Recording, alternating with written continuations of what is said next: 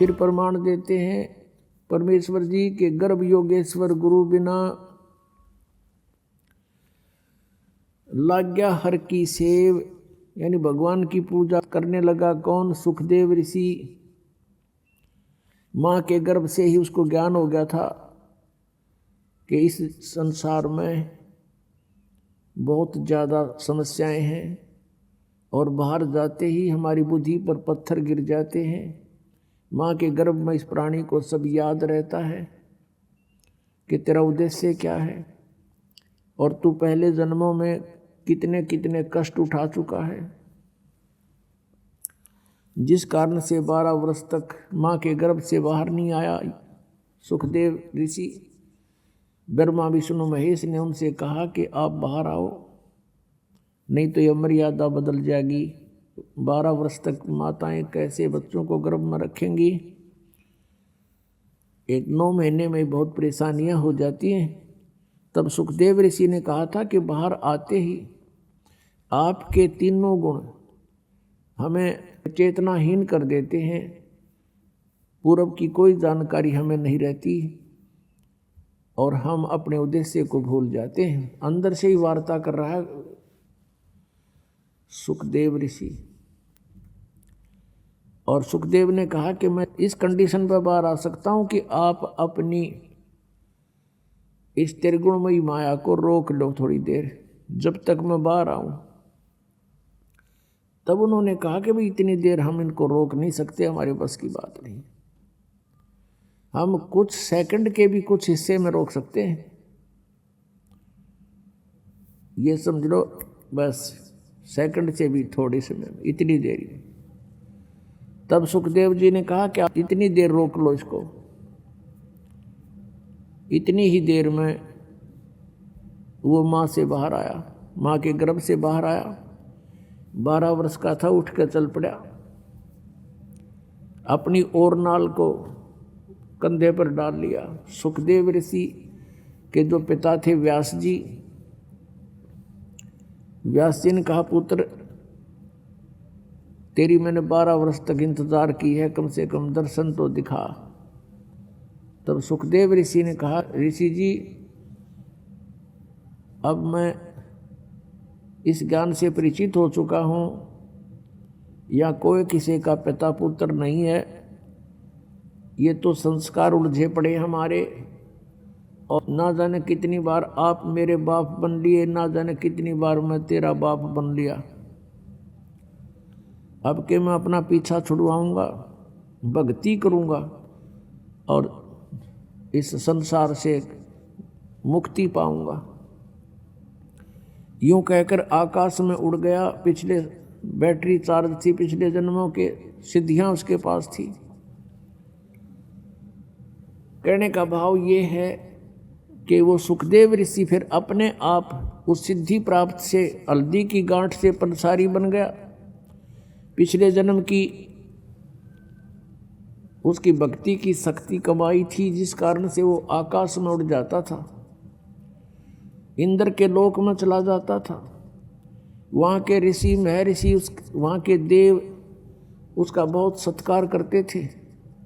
एक दिन इसी भ्रम में सुखदेव ऋषि विष्णु जी के लोक में चला गया और वहाँ उसको एक स्वर्ग होता है प्रत्येक लोक में, रेस्टोरेंट जिसको कहते हैं, और स्वर्ग के अंदर उस रेस्टोरेंट में उसी व्यक्ति को अलाउड होता है जिसका कोई मान्यता प्राप्त गुरु हो। बिना गुरु के व्यक्ति को स्वर्ग में स्थान नहीं। जब सुखदेव ऋषि उस होटल में प्रवेश करने लगा, रेस्टोरेंट में, पहरेदारों ने मना कर दिया कि रुक सुखदेव जी, आपका गुरु कौन है? ऋषि जी। सुखदेव ने कहा कि मुझे गुरु की आवश्यकता नहीं, मैं अपनी मर्जी से, अपनी शक्ति से यहाँ उड़ के आ गया हूँ। पहरेदारों ने कहा कि बिल्कुल नहीं, आप अंदर नहीं जा सकते। भगवान विष्णु का आदेश है कि बिना गुरु का व्यक्ति स्वर्ग में प्रवेश नहीं कर सकता। अब सुखदेव ऋषि ने कहा कि मेरी विष्णु जी से बात कराओ। इतना अंडी पाक रहा था। अब सुखदेव ऋषि ने सोचा था कि विष्णु जी मुझे शाबाशी देंगे और कमर थपथपावेंगे कि वाह बच्चा वाह, वाह महर्षि वाह, बहुत अच्छी भक्ति की, पहुंच गया स्वर्ग में, उड़ का आ गया। विष्णु जी के पास जब ये बात गई कि एक सुखदेव नाम का ऋषि मृतलोक से आए हैं और स्वर्ग में प्रवेश करना चाहते हैं, उनका कोई गुरु नहीं है, भगवान आपका क्या आदेश है?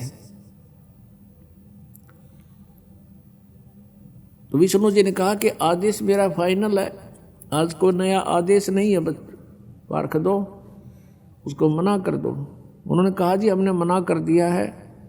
वो कहता है मैं यही रहूँगा जब तक मेरी विष्णु जी से बात नहीं होगी, तब तक मैं वापस नहीं जाऊँगा। विष्णु जी बाहर आए और पूछा ऋषि जी यहाँ कैसे आए? अब सुखदेव ऋषि ने सोचा था भगवान बड़े खुश होंगे, भगवान के बोलने के लहजे से वो समझ गया कि ये खुश नहीं है। तब सुखदेव ऋषि ने कहा कि मैं स्वर्ग में विश्राम करने आया हूँ। विष्णु जी ने पार्षदों से पूछा भाई आपने क्यों मना कर दिया इसको, इनको, ऋषि जी को? पार्षदों ने फिर दोबारा दोहराया कि भगवान इनने कोई गुरु नहीं बना रखा, ये बिना गुरु के हैं। तो विष्णु जी ने कहा क्यों ऋषि जी, आपका कोई गुरु नहीं? अक नहीं जी। तो फिर आप प्रवेश नहीं कर सकते स्वर्ग में। अब सुखदेव ऋषि ने और अभिमान की डींग मारी, ने बोला जी पृथ्वी के ऊपर मेरे बराबर कोई और संत नहीं, मेरे जैसा शक्ति युक्त नहीं, मैं किससे उपदेश लूं? तो भगवान विष्णु ने कहा कि सुखदेव यह भी तेरी कमजोरी है, ये भी तेरी कमजोरी है, तेरे अंदर अभिमान बोल रहा है, जिस कारण से भी तू भक्ति के योग्य प्राणी नहीं है। आप जाइए राजा जनक से उपदेश लीजिए। राजा जनक गृहस्थी, उसके कई रानियां थी और सुखदेव ऋषि बाल ब्रह्मचारी। अब उसने न्यू कह करके कि आप जाइए और राजा जनक से उपदेश लीजिए, फिर साधना कीजिए, उस भक्ति की शक्ति से यहाँ आइए। यूं कहकर भगवान विष्णु तो अपने महल में रिटर्न करके वापस चले गए। अब सुखदेव ऋषि ने सोचा भाई बड़ी बात हुई है, तो राजा जनक गृहस्थी भाई और कैसे शीश निभाऊं जाई। अब ये दो सन्यास ले लेते हैं, साधु संत बन जाते हैं, लाल कपड़े पहन कर डटा वटा रखा के, ये अपने आप को सुपीरियर मानते हैं और आम जनता गृहस्थियों को ये हे समझते हैं। इनकी इतनी बुद्धि खराब हो जाती है और ये इनकी अपनी सोच है। पिछला इतिहास देख लो, जिन भी महापुरुषों ने परमात्मा पाया और जिनके आज गुण गाए जाते हैं, वो सभी गृहस्थी थे, बाल बच्चेदार थे। आदरणीय धर्मदास साहिब जी, आदरणीय मुल्कदास साहिब जी, आदरणीय नानक साहिब जी, एक दादू साहिब जो थे वो बाल बच्चे नहीं थे उनके, आदरणीय गीसादास साहिब जी, आदरणीय गरीबदास साहिब जी, गांव छुड़ानी जिला झज्जर वाले। तो कहने का भाव ये नहीं है कि बाल बच्चेदार गृहस्थी व्यक्ति पार नहीं हो सकता, और ये भी नहीं है कि जिसने शादी ब्याह ना करवाया वो भी पार नहीं हो सकता। सत भक्ति करनी पड़ेगी, मर्यादा में रहना पड़ेगा, और तो दोनों ही पार हो सकते हैं। तो यह भूल थी सुखदेव के। अगले दिन वहां से वापस आ गया, फिर उसी स्वर्ग में गया, कोमन स्वर्ग जो इंद्र वाला है। वहां पहुंचा तो सुखदेव का मुख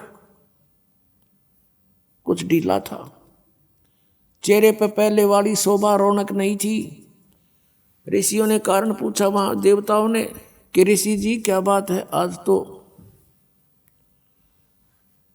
कुछ मुंह लटका रखा आपने, आपको क्या टेंशन हो गई है? तब सुखदेव ऋषि ने कहा क्या क्या बताऊं, एक समस्या अड़गी। मैं भगवान विष्णु के लोक में गया था और वहां मुझे स्वर्ग में प्रवेश से मना कर दिया। इस बात को सुनकर अन्य जो ऋषिवर थे वहां बैठे थे देवता, वो कहने लगे सुखदेव बात बताओ, भगवान तो बड़े प्रसन्न होते हैं, भगवान विष्णु तो बड़े प्रसन्न होते हैं साधु संतों को देख करके, कोई गलती गड़बड़ है वह बता। तब सुखदेव ने बताया कि उन्होंने इसलिए मना कर दिया कि मेरा गुरु नहीं था।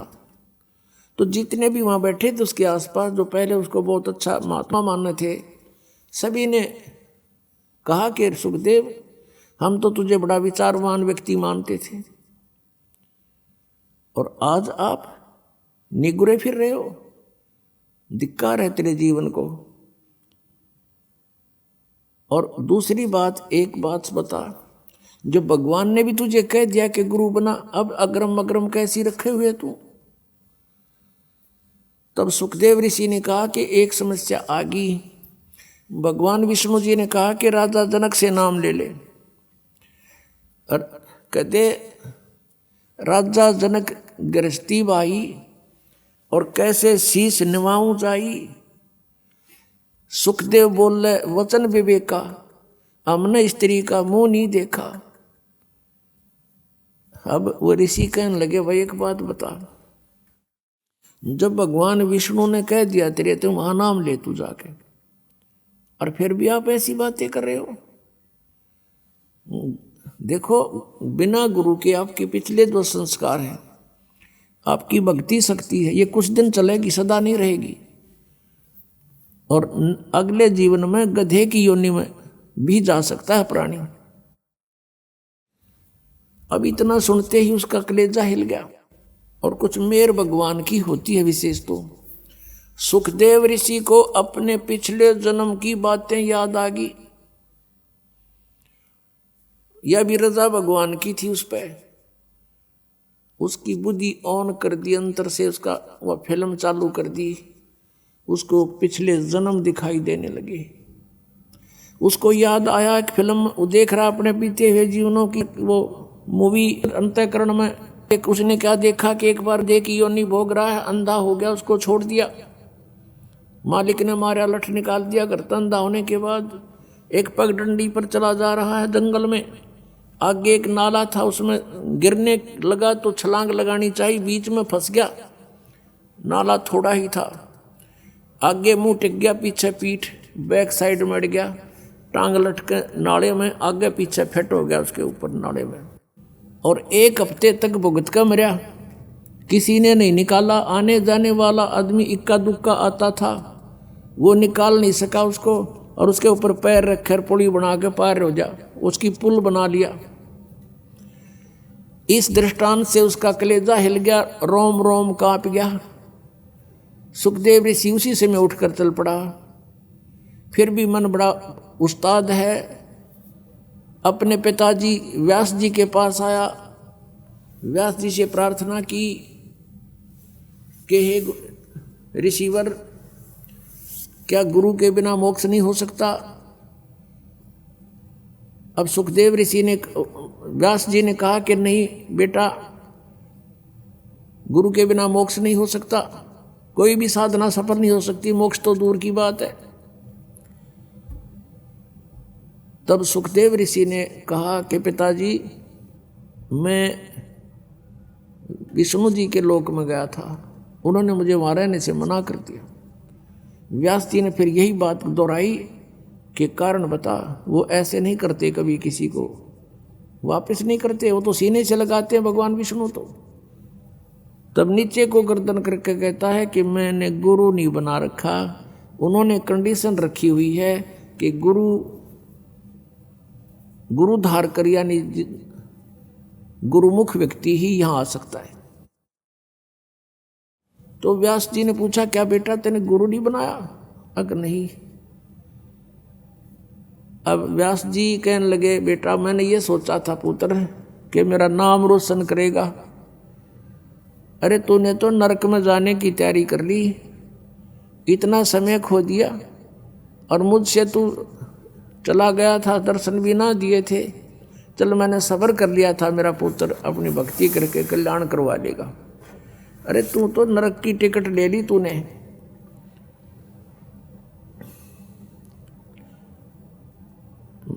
तो कहते हैं जो ऋषि साधु संत होते हैं वो एक के सुर में बोलते हैं, एक ही उनका जो विद्वान पुरुष होते हैं एक ही हिसाब की बातें करते हैं, उसमें अग्रम अग्रम नहीं होती, कोई कंसेशन नहीं होती। तो सुखदेव ऋषि ने कहा कि भगवान ने एक समस्या पैदा कर दी। उन्होंने कहा कि तू राजा जनक से नाम ले ले, और राजा जनक तो बाल बच्चेदार है, उसकी कई रानियां हैं। अब मैं उसको कैसे प्रणाम करूंगा गुरु रूप में। व्यास जी ने माथे का हाथ मारा, अरे भले आदमी, तेरा जन्म गृहस्थी तो होया, मैं गृहस्थी, मेरा बाप गृहस्थी, तेरे दादे परदादे सारे गृहस्थी, उनके बिना तेरा जन्म कहाँ से होता। और जब भगवान ने ये कह दिया और तू फिर बकवाद कर रहा है, तू ऋषि तो छोड़, तो एक आम जनसाधारण भी नहीं है। इतनी कड़वी बात अपने पुत्र को कहनी पड़ी उसके हित के लिए ऋषि व्यास जी ने। और पुत्र जाके पैर पकड़ दे राजा जनक के, महापुरुष हैं एक नंबर के।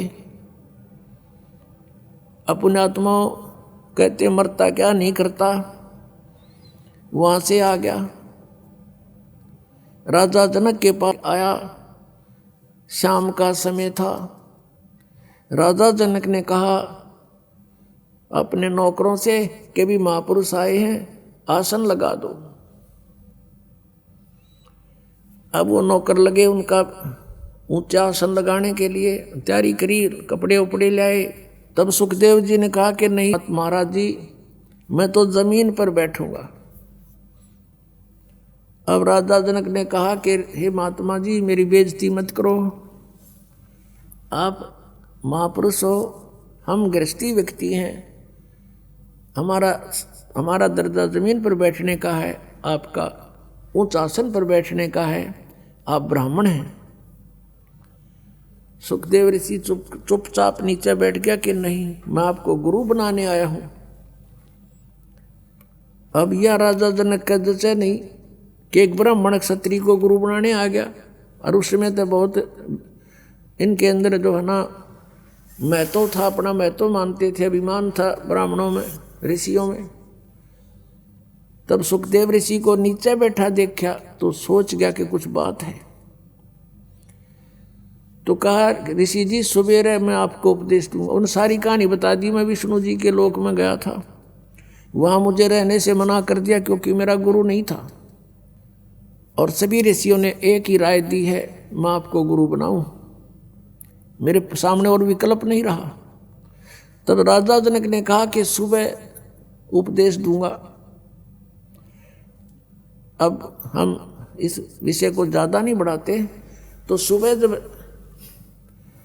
राजा जनक ने कहा ऋषि जी बैठ जाओ, नीचे जमीन पर आसन लगवा दिया। राजा जनक ने अपनी पटरानी से, जो कई रानियां थी उनमें से एक मुख्य थी, जो उससे कहा कि आप मुझे स्नान कराओ और मेरी व्यवस्था करो, मैंने स्नान करके नाम दूंगा, उपदेश दूंगा ऋषि को। अब नो सामने सुखदेव ऋषि बैठा, वहीं पर एक चूल्हा जला दिया, उसके ऊपर एक पतीला रख दिया और चूल्हे में 6 मोटे लकड़ जला करके और पानी को ऐसे उबाल दिया, जल को जैसे चाय बनाया करे, उबलन लग जाओ। और राजा जनक ने अपना नहाने का पाटड़ा वहीं साथ में डलवा लिया, उबलते चूल्हे के साथ में। उस पानी का जहां उबल रहा था, गर्म हो रहा था, वहीं साथ में रखवा दिया। और उसकी कपड़े काट के बैठ गया, धोती बांध गए।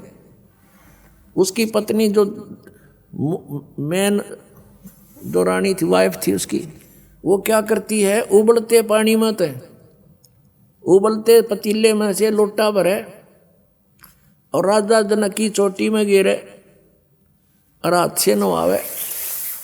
और उधर से सुखदेव ऋषि नो सुकड़े पाछे नोवे, जलेगा यू। वह फिर लोटा डाले, जब वो पाछे न सुकड़े जल गया। राजा जनक देख रहा था उसकी इस गतिविधि को और कहा व्यास के पुत्र तू तो बाल ब्रह्मचारी, मैं गृहस्थी व्यक्ति। मेरे स्नान करने के बाद जो ये पानी बह करके नाली में जा रहा है, गटर में, इसमें उंगली दे दे बेटा, जब जानो तो किसा योगी है। इन्होंने बोला मैं ना दूं इसमें उंगली, मेरी तो उंगली जल जाए, इतना गर्म है तो मैं ना गलती करूं ऐसी। कहते हैं राजा विहंस दे जब तारी, और मुझे स्नान करावे नारी, ऐसा योग कमाया पूता, क्या बहा जो इंद्री दूता। इंद्री कर्म लगाओ किसके, जैसे जिव्या लेप नहीं मधुरस के। अब हम जो विषय है उसी को जारी करते हैं। अब राजा जनक से उपदेश लेकर सुखदेव जी ने फिर अपनी साधना की, वो फिर स्वर्ग में गया।